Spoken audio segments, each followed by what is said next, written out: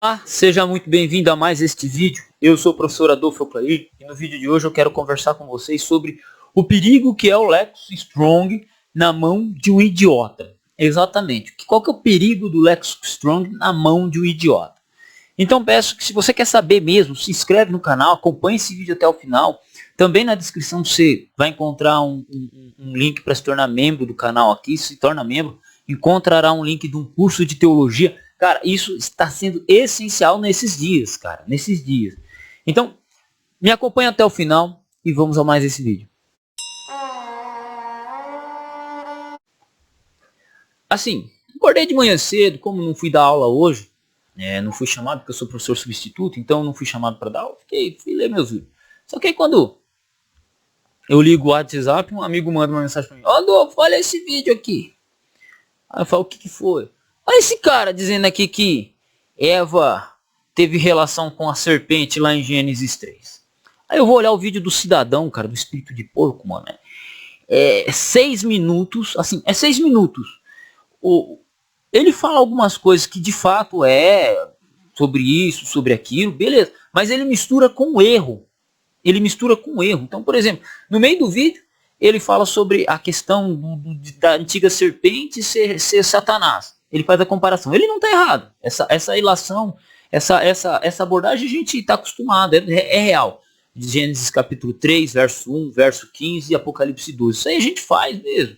Tranquilo. Ele pega lá o termo serap, dá uma explicação, serap, tudo bem. Aí tá certo. Só que no meio, ele fala assim, ó, porque as árvores, ó o que o cara faz, ó como que Satanás é sutil. No meio do vídeo, ele fala assim, porque as árvores, no mundo espiritual, elas são portais de energia. Quando eu ouvi isso, eu falei, maluco, esse cara aqui tá fumando que erva, velho? Que raio de planta esse cara tá falando? Que raio de portal ele tá usando e jogando para dentro dos pulmões? Né? E aí, beleza. Aí nisso ele já depois ele pega a palavra conhecer, né? Porque conhecer na Bíblia tá relacionado também com coabitar. Ele pega a palavra, faz um jogo lá pelo Strong, ele faz um jogo pelo Strong, que significa coabitar. Aí Eva comeu o fruto do conhecimento do bem e do mal, e esse comer significa o ato de coabitar. Só que uma coisa evidente uma coisa que é evidente, que tem que ser observada, que tem que ser analisada, é o contexto, gente. Então, assim, muitas palavras no hebraico, ela tem vários significados, né? Na mão de um idiota, o Strong, na mão de um idiota, vai traduzir Gênesis 1, verso 1, que no princípio, ó, Bereshit bara Elohim, no princípio, ou as cabeças dos deuses gordos, os céus e a terra. Na mão de um idiota, o cara vai traduzir Gênesis desse jeito. Assim como na mão de um idiota, o cara pega o verbo conhecer do hebraico e diz lá, ó, que lá significa também coabitar. Então, toda vez que aparece a palavra conhecimento na Bíblia, está significando coabitar. E não é, cara, é o contexto que vai deixar claro. Quando você tem vários significados para uma palavra, o contexto é que deixa claro qual que é o significado. Por exemplo, Gênesis 4:1 deixa muito claro que ali, e conheceu Adão e Eva, e esta teve um filho. Gerou um filho. Beleza. Aí sim, ó, o verbo yadá, o verbo que é usado para conhecimento, a palavra que é usada para conhecimento, significa coabitar. Porque o contexto é claro, você pode colocar conhecimento, você pode colocar coabitar, que lá cabe certinho, não fugiu do sentido. Só que, por exemplo, Gênesis, capítulo 3 ali, a árvore do conhecimento do bem e do mal, ali não é coabitar. Porque o conhecimento do bem e do mal não é coabitação que liga isso.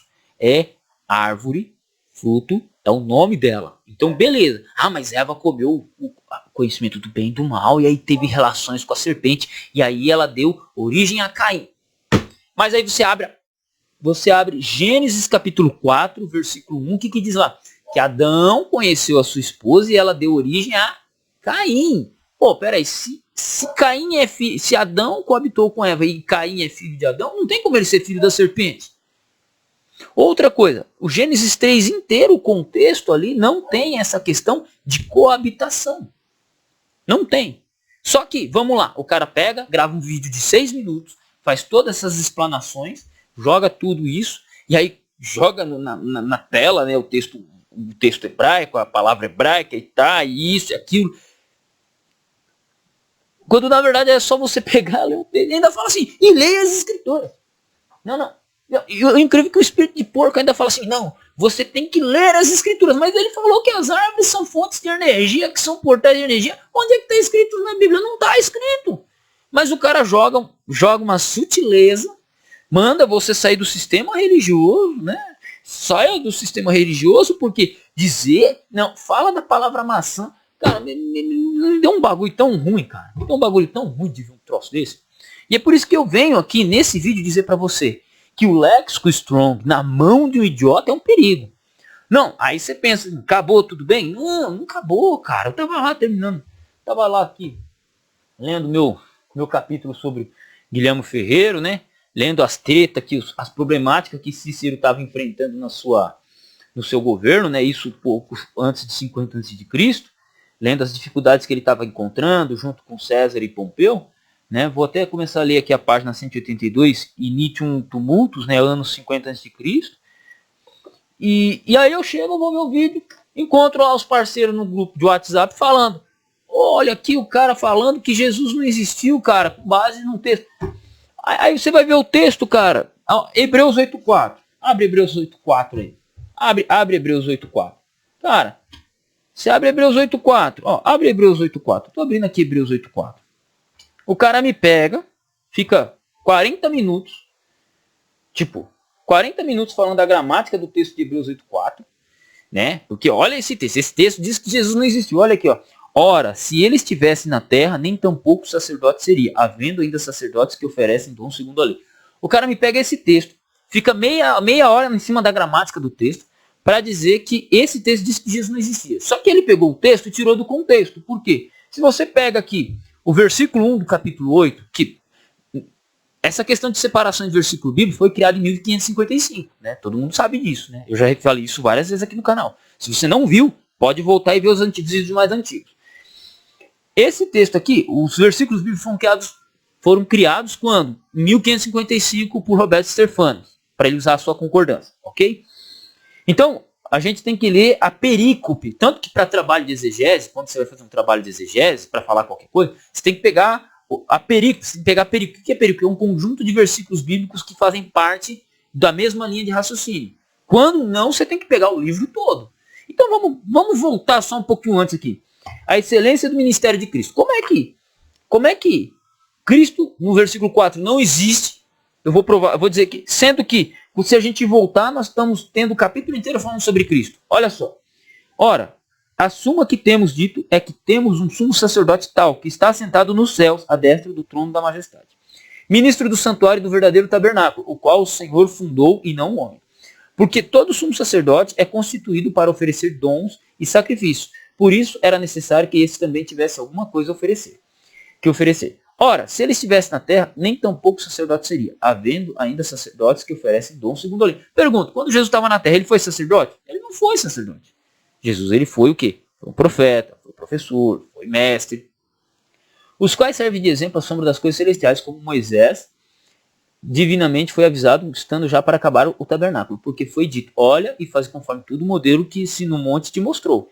Mas agora alcançou ele ministério tanto mais excelente. Quer dizer, quando Cristo morreu, ele alcançou o ministério mais excelente. Porque Cristo morreu, foi crucificado, e ele depois ressuscitou e foi assunto ao céu. E lá ele se encontra onde? Num santuário que foi feito por mãos não humanas. É isso que o texto está dizendo. Agora, se Jesus estivesse na terra, que Jesus esteve, ele não seria sacerdote. E Jesus não foi. Então, assim, o texto inteiro está falando de Jesus, da sua missão no céu. Então, o versículo 4 aqui não tem nem como provar, cara. Tanto que eu nunca vi ninguém, sinceramente, ao longo de 2000 anos, essa é a primeira vez que eu vejo alguém usar esse texto dessa forma. Mas por que acontece? Por que o cara está conseguindo enxergar isso? Porque ele está olhando o texto isoladamente do seu contexto. Quando a gente olha o livro de Hebreus inteiro, ele está falando sobre o que? O sacerdócio de Cristo, falando que o Filho é superior aos anjos, né? Que Jesus é superior a Moisés, né? Olha aqui, ó. Por isso, irmãos santos, participantes da vocação celestial, considerai Cristo Jesus apóstolo e sumo sacerdote da nossa confissão. Olha aqui, capítulo 3, versículo 1, falando que Jesus ele é sumo sacerdote, que Jesus é bichão. Aí o cara vem me dizer que Jesus nunca existiu. Sabe assim? Por que isso está acontecendo? Porque há anos e anos e anos e anos, os pastores, os pregadores, inclusive pessoas na internet, têm o mau hábito de ensinar os novos crentes, na grande maioria das vezes, em quase 95%, 99% das vezes, de que abrir um texto exatamente como está sendo feito, e você extrair uma doutrina do texto exatamente como ele está, sem fazer uma observação prévia do contexto, sem explicar o contexto. É claro que esse é chamado de exegese do texto prova. O que é o chamado de exegese do texto prova? Você pega um texto para dizer algo que você está dizendo, né? Só que isso também ele traz grandes perigos interpretativos. Qualquer manual de exegese que você for ler, Gordon Fee, Entende o que lês, Introdução à Exegese, Michael Gorman, Espiral Hermenêutica, do Grant Osborne, eles vão explicar isso. Eles vão dizer que isso é um perigo. E é perigoso. Por quê? Porque nós estamos vendo os frutos hoje. Qualquer pessoa hoje abrindo um texto bíblico isolado e descontextualizando ele para dizer algo que o texto não diz. Para dizer algo que o texto... Mas eles são culpados disso? Não, porque eles são resultados disso. Porque há anos e anos e anos, teólogos, teólogos, pastores, pregadores, vêm fazendo isso. Então, o cara ele aprende por essa lógica e ele começa. Só que quando ele começa a desconfiar, ele começa a querer criticar ou ele perde a fé, ele começa a achar um monte de coisa que nunca ninguém falou. Mas como é que a gente resolve isso? Estudando exegese, estudando hermenêutica, né? Fora aqueles, né? Até reclamei com o parceiro Wesley da Grécia. Fora aqueles, cara, que tem o mau hábito de, quando vai apresentar um texto em hebraico, um texto em grego, fica 200 horas estabelecendo a gramática do texto. Fica preso na gramática do texto. Quando, na verdade, era só você abrir o texto, explicar o significado chave da palavra e explanar o texto. Pronto, você matou. Você pode pegar qualquer expositor sobre Hebreus 8.4, que ele vai abrir, um cara vai abrir Hebreus 8.4 e não vai conseguir encontrar que ali Jesus nunca existiu porque o texto está dizendo isso. O próprio contexto do livro de Hebreus inteiro fala sobre a vida de Jesus, sobre o ministério sacerdócio de Jesus. Se ele é mais excelente que Moisés existiu, Jesus também existiu. Se para o autor de Hebreus Moisés existiu, para o autor de Hebreus Jesus também existiu. Não tem lógica o cara falar um troço desse. Mas o cara descontextualiza, faz toda uma análise gramatical. O outro vai dizer, o outro que é espírito de porco, vai dizer que, olha só, vai dizer que Eva fez sexo com a serpente porque a palavra conhecimento está relacionada com coabitação. Não, na verdade, esse é um dos poucos significados que a palavra conhecer vai ter. Por quê? Porque a língua hebraica ela tem poucos vocábulos. Então, o que acontece? Você tem uma multidão de significados para a mesma palavra hebraica.